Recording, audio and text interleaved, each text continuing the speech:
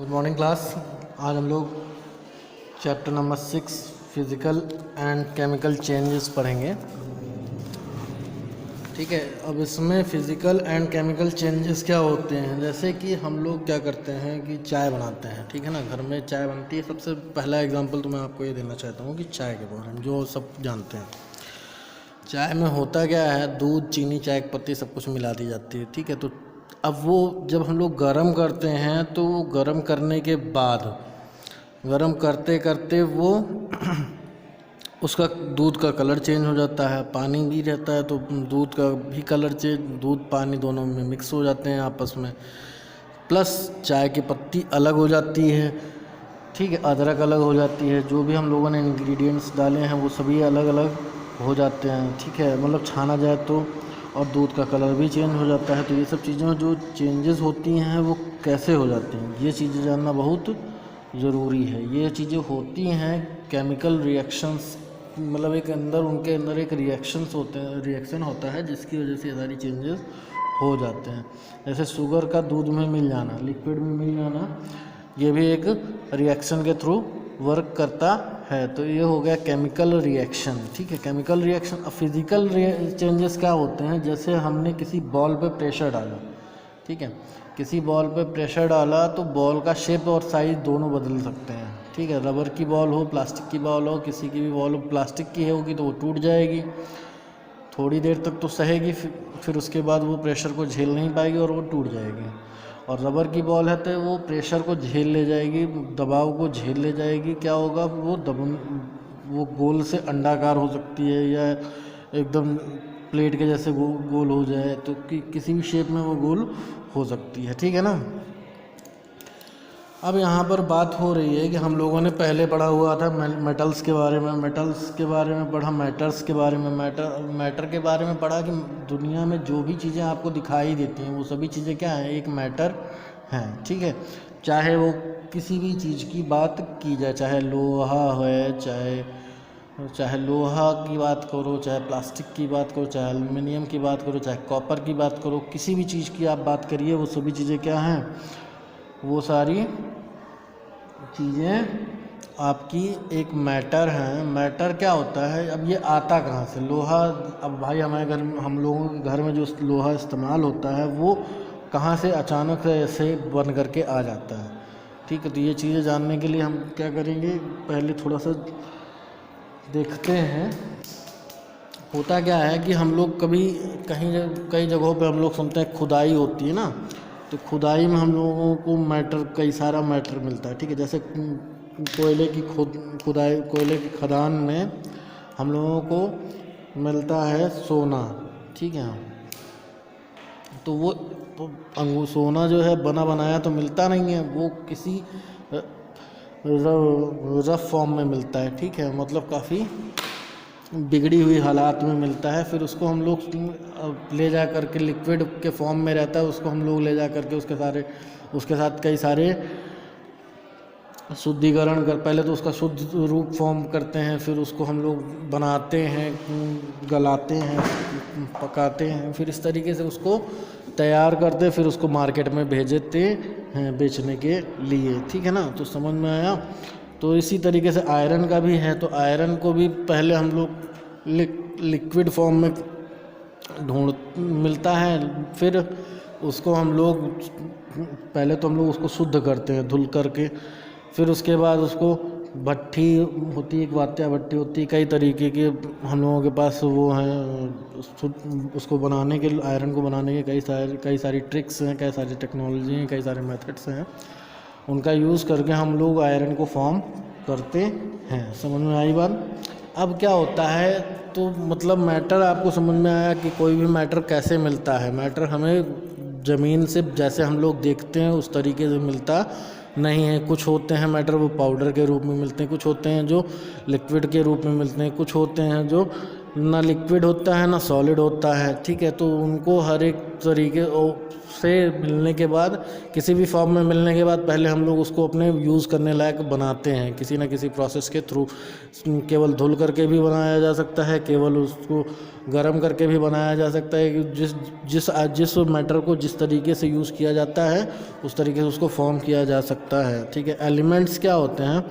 किसी भी मैटर को बनाने के लिए जो एलिमेंट चाहिए होता है, किसी भी मैटर को कंप्लीट मैटर बनाने के लिए क्या होता है, हमें एलिमेंट्स की ज़रूरत पड़ती है। तो द बेसिक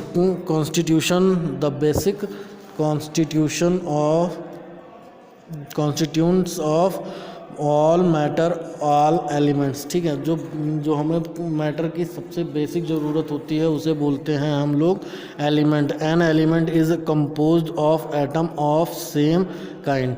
ठीक है, एक एलिमेंट जो होता है वो सेम काइंड एटम से बना होता है। मतलब कहने का ये कि अगर कोई भी आपके पास मैटर है तो अगर उसको आप तोड़ोगे तो उसका जो एलिमेंट होगा, तो मान लीजिए हमने ये मैटर लिया है, ठीक है, तो इस मैटर का अगर हम इस हिस्से को तोड़ देते हैं, मतलब मान लीजिए ये कोई आयरन की रॉड थी, उस आयरन की रॉड को हमने बीच से यहाँ से तोड़ दिया, तो इस आयरन की रॉड, बड़ी वाली आयरन की रॉड की जो स्पेशलाइजेशंस है और इसकी जो है दोनों की कोई भी चेंज नहीं होगी। मतलब जैसे कि एक रोटी के टुकड़े से, एक बड़ी गोल रोटी से अगर आप छोटी रोटी एक टुकड़ा तोड़ लेते हो तो क्या रोटी दोनों में कुछ परिवर्तन हो जाता है? नहीं ना, दोनों रोटियां सेम हैं, वो भी आटे की है वो भी आटे की है, सब कुछ अलग, सब कुछ सेम है, बस फ़र्क क्या है कि वो बड़ी रोटी से तोड़ करके अलग कर दी गई है। मतलब समझ में आया ना?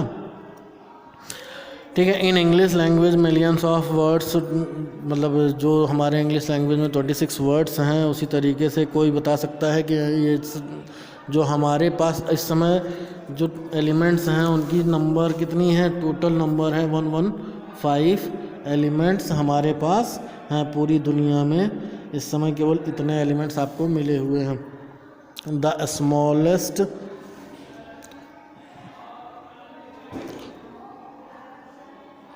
The smallest unit of an element which takes part in chemical reactions is called an atom.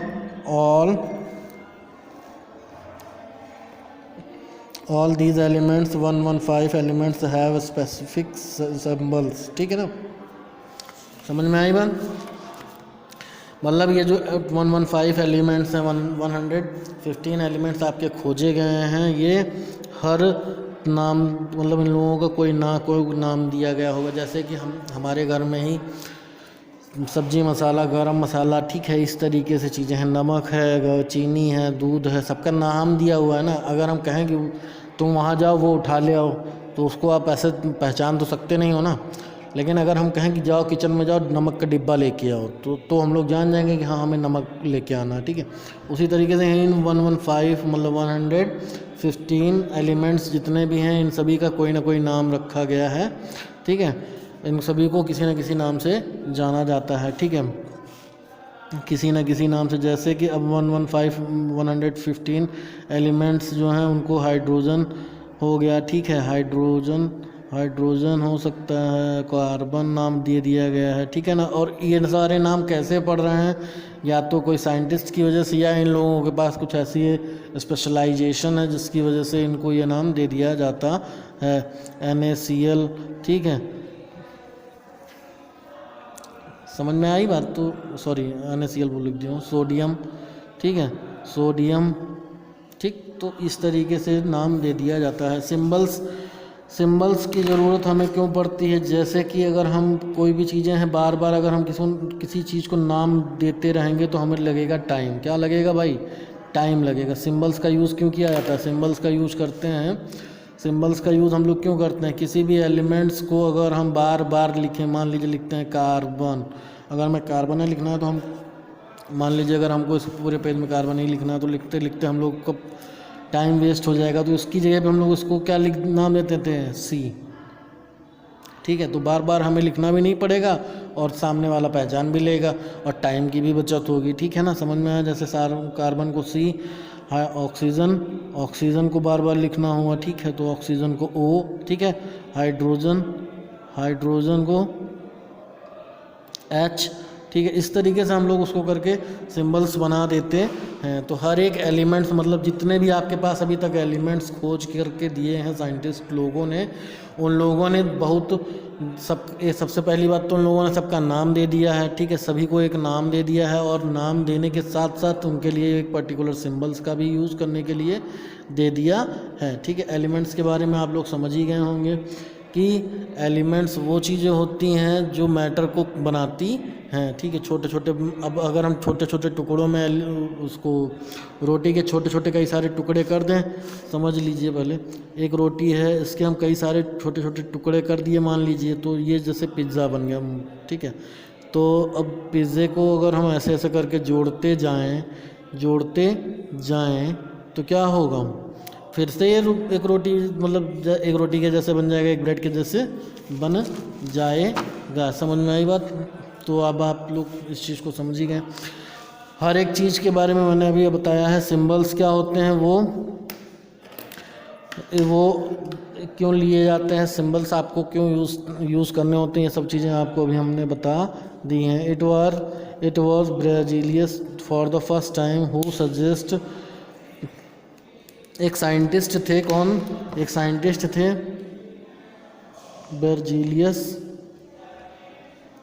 Berzelius नाम के एक साइंटिस्ट थे, ठीक। It was Berzelius for the first time who suggest the present day system of representation of elements by using English alphabet, ठीक है। अब ये ऐसे एक साइंटिस्ट थे जिन्होंने ये मतलब बताया कि हम लोग इनको कैसे इंग्लिश अल्फ़ाबेट्स के यूज़ से, हेल्प से इन सभी चीज़ों को हम बता सकते हैं। अर्ली साइंटिस्ट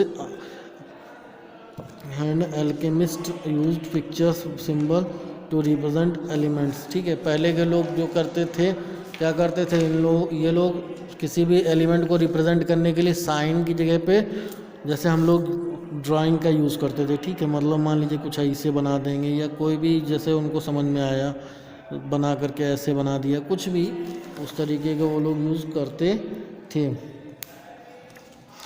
यहाँ पर एक छोटी सी बात है, कॉपर लैटिन नेम है कप्रम, ठीक है। Is denoted by Cu, potassium and potassium Latin name है कैलियम, इसलिए इसको लिखते हैं के।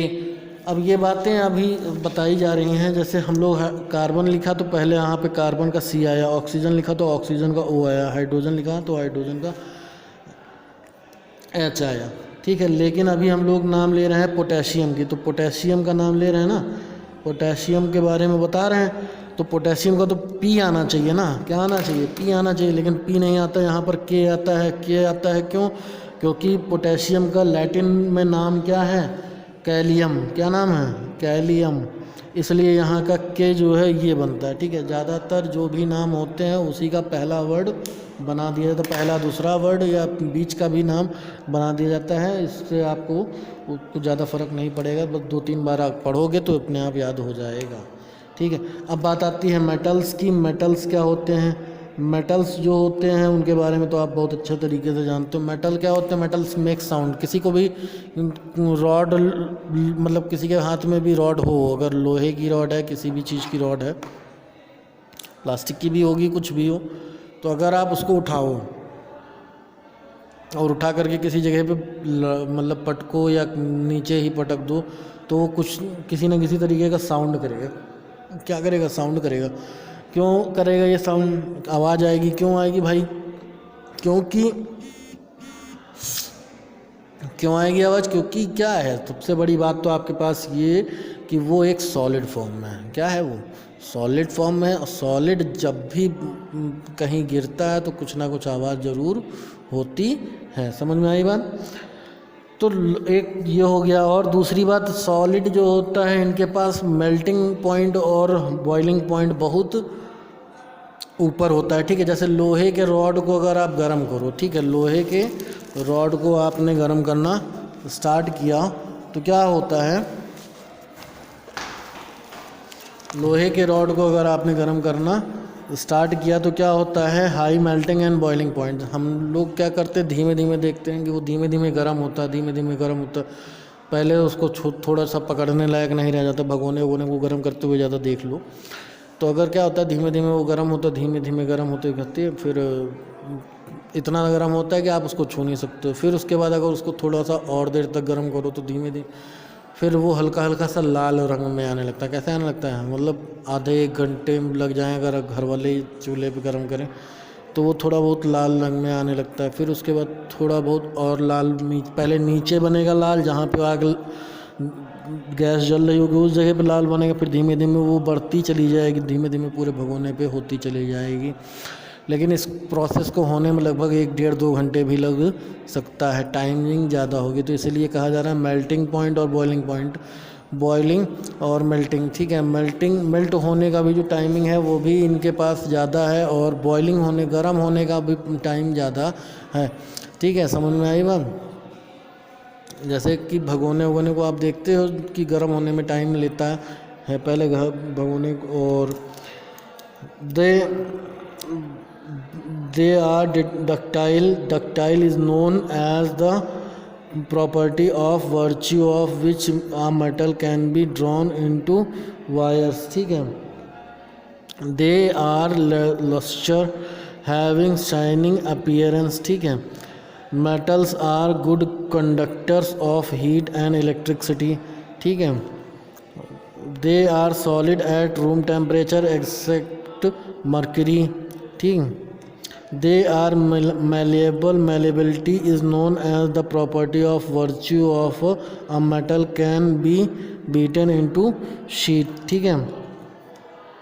समझ में आया, नहीं आया? देखिए, तब तो सबसे पहले तो मेटल्स के बारे में यहाँ बताया जा रहा है कि ये गुड कंडक्टर होते हैं, मतलब ये लाइट को ट्रांसफ़र करने में आसान होते हैं, ठीक है। जैसे कि हम लोग कभी कभी क्या होता है कि लोहे की रॉड रहती है और उसको हम बिजली के वायर्स में, जहाँ से बिजली जा रही हो, करंट जा रहा हो, फ्लो हो रहा हो, उस जगह पे हम उसको छुआ दें।